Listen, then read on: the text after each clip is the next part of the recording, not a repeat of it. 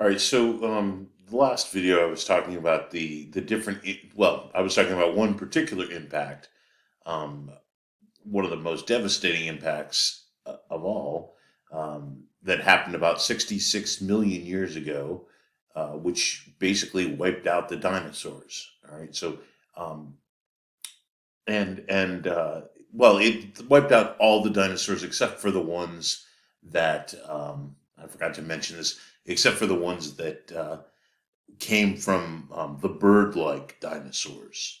Right. So yeah, our modern birds are the descendants of the they're the only ones that are left of the descendants of the dinosaurs.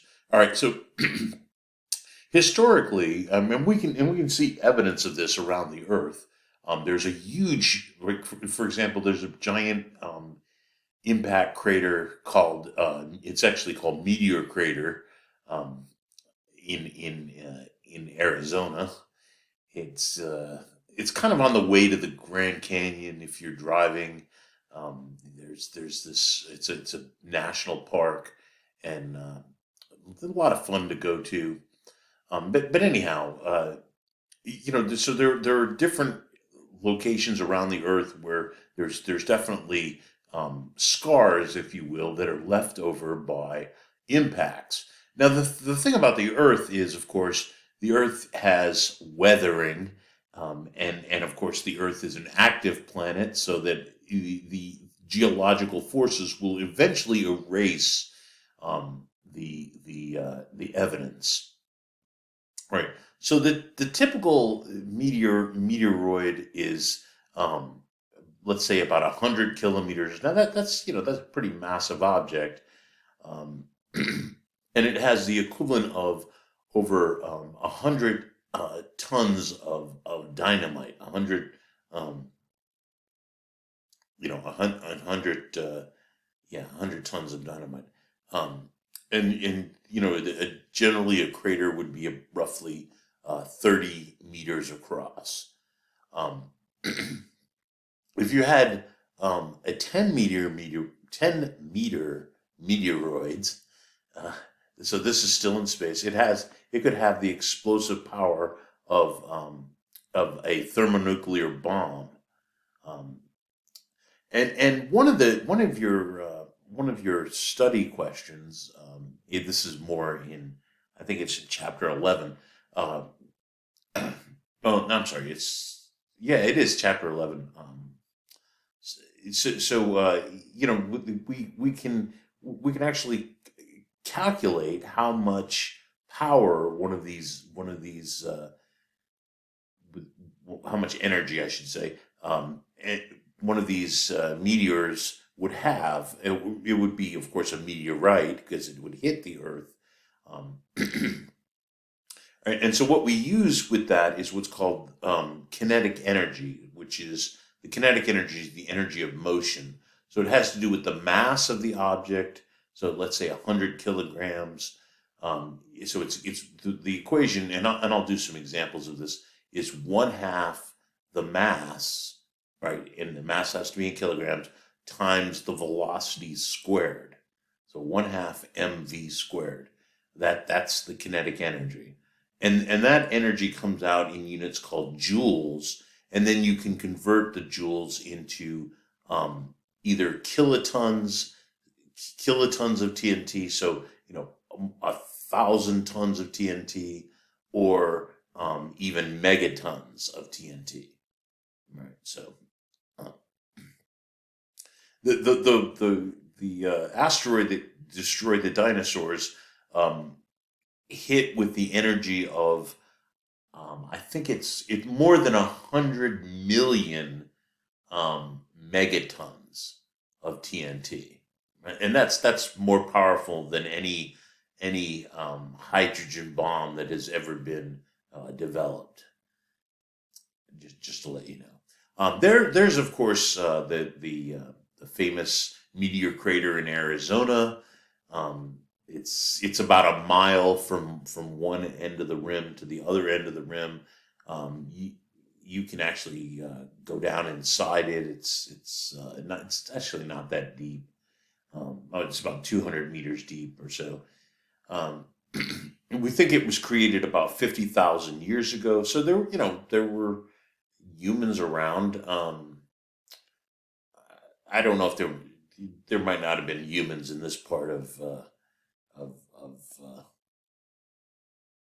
of North America yet, but there's still some question about when did humans migrate, over into Alaska and then down into the Americas.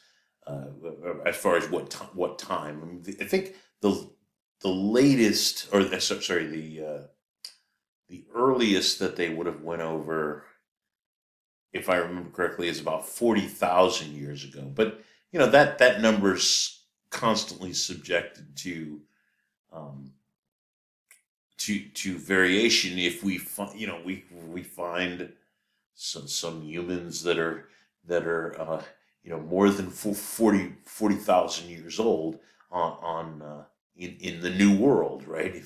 If they're on this side of the planet, then that they would have gotten here a little sooner.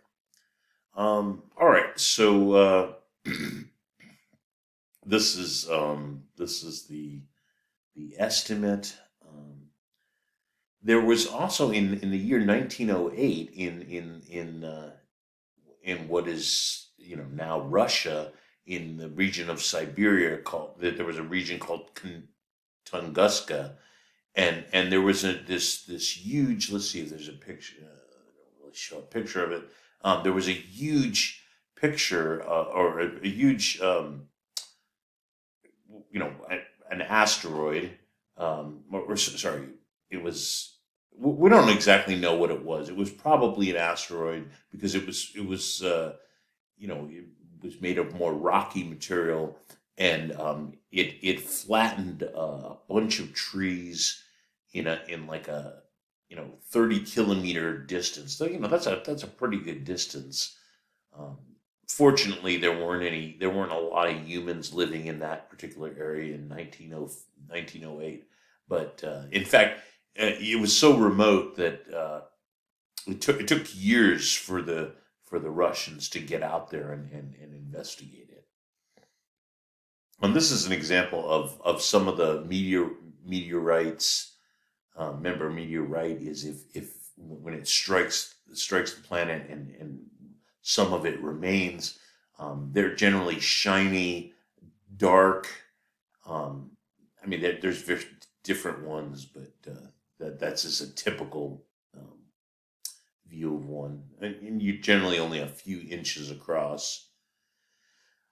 This is an example of a meteor that that basically exploded over Russia in the year 2013. We actually have video of this event. Fortunately, it didn't kill anybody, but it did cause some injuries, because when this thing passed by, and of course this was a huge fireball in the atmosphere. When it passed by, it actually shattered a lot of glass, and so people were injured by the glass in buildings and so forth. Uh, this is just one of the pieces that landed. The original asteroid may have been about 17 meters in diameter, but so the bigger these things are, the more damage. That's the whole idea of 1/2 mv squared. The amount of kinetic energy these things have. More mass, more damage, more velocity, a lot more damage, right? So the faster it hits, remember, you're squaring the velocity, so that's causing an enormous amount of damage. This is a picture of a meteorite. A meteor.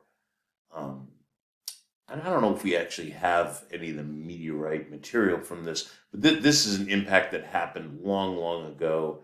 And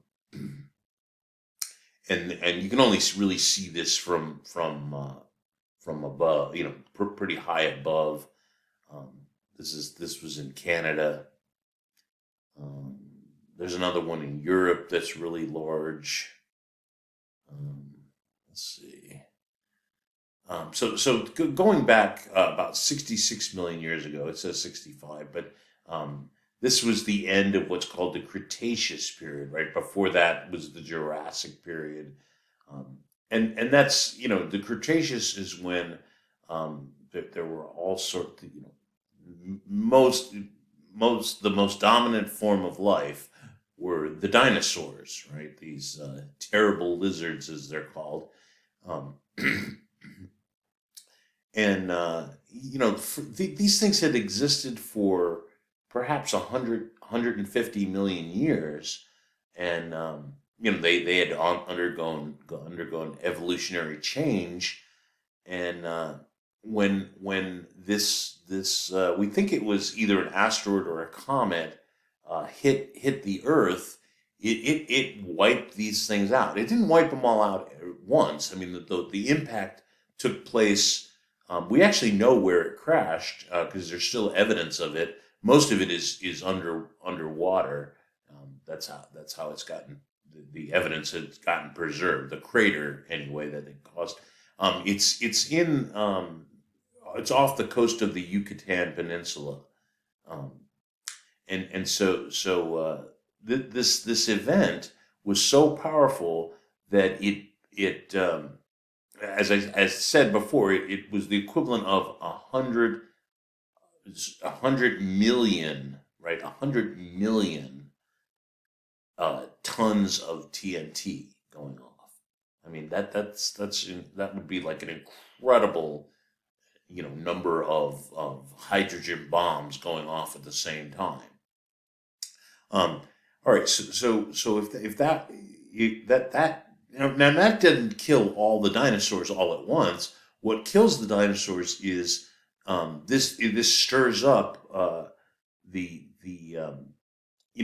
forces of the Earth.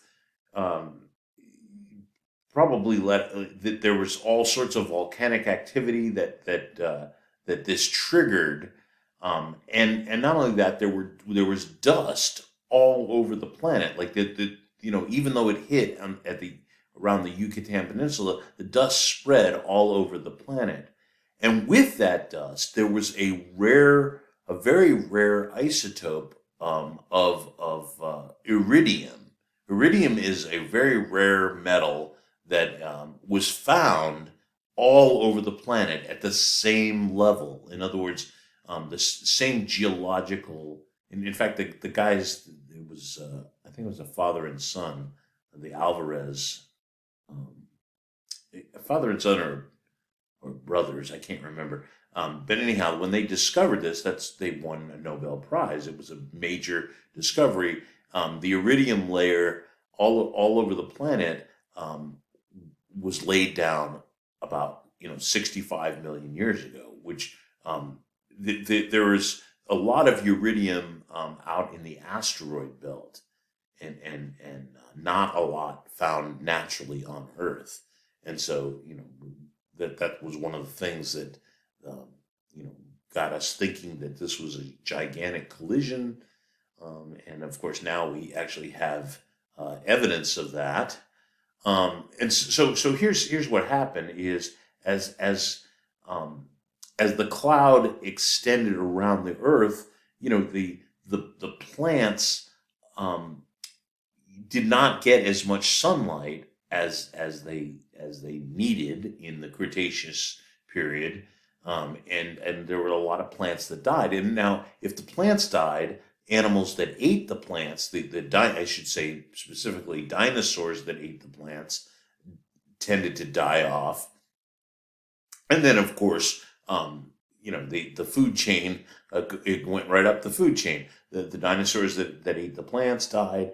The dinosaurs that ate other dinosaurs died.